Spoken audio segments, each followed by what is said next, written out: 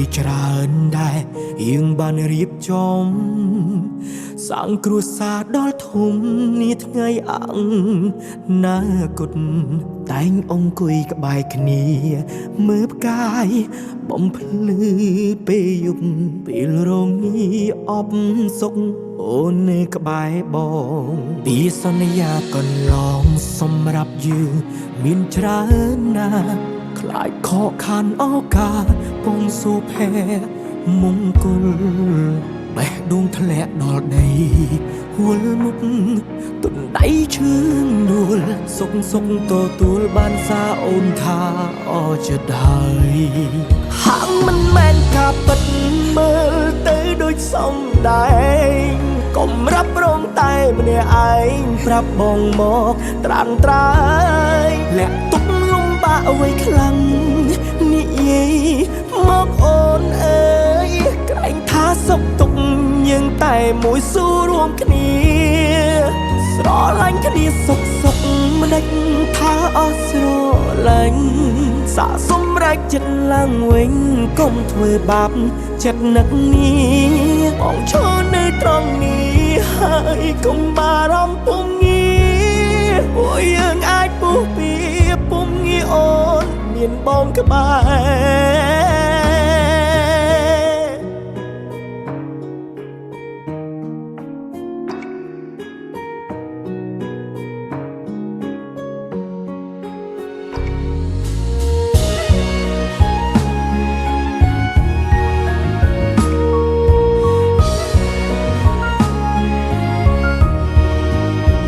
សន្យាកន្លងសម្រាប់យើង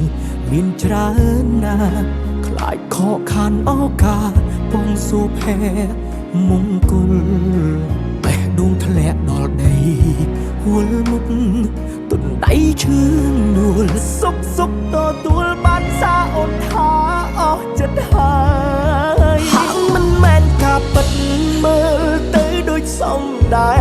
ងកុំរាប់រងតែម្នាក់ឯងប្រាប់បងមកត្រាំត្រាយលាក់ទុកលំបាកអ្វីខ្លាំងនិយាយមកអូនអើយក្រែងថាសុខទុក្ខយើងតែមួយស៊ូរួមគ្នាស្រឡាញ់គ្នាសុខមិនដេចថាអស់ស្រឡាញ់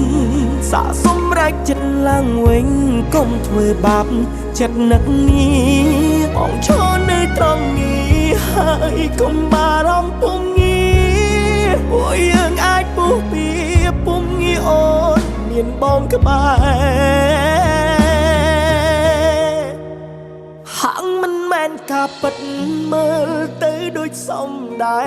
ងកុំរាប់រងតែម្នាក់ឯងប្រាប់បងមកត្រាំត្រាយលាក់ទុកលំបាកអ្វីខ្លាំងនិយាយមកអូនអើយក្រែងថាសុខទុក្ខយើងតែមួយស៊ូរួមគ្នា